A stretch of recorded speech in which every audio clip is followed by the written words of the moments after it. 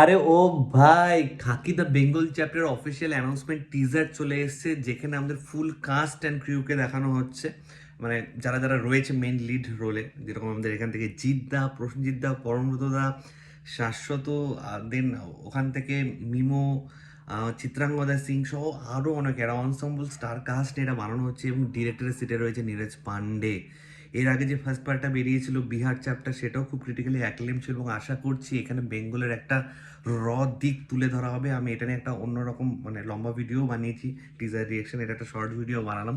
আর যদি কেউ সেটা মিস করে থাকে, এটা যদি কারো কাছে পৌঁছে থাকে, তো ওটা প্লিজ দেখো। অ্যানাউন্সমেন্টটা মিস করো না বস, জাস্ট জিদ্দার স্ক্রিন প্রেজেন্স দেখো একবার। এবং যে গানটা ব্যাকগ্রাউন্ডে বাজছে, অসম, এটা ট্রেলারের জন্য অপেক্ষায় রয়েছি। এবং যবে নেটফ্লিক্সে আসছে, নেটফ্লিক্সের মতন প্ল্যাটফর্মে আসছে, এটা তো মানে প্রথম দিনই দেখতে হবে, এটার জন্য ওয়েট করে থাকা যাবে না। তোমরা যারা দেখে ফেলেছো ইতিমধ্যে, প্লিজ নিচে কমেন্ট করে জানাও তোমাদের কার কেমন লেগেছে। চলো টাটা।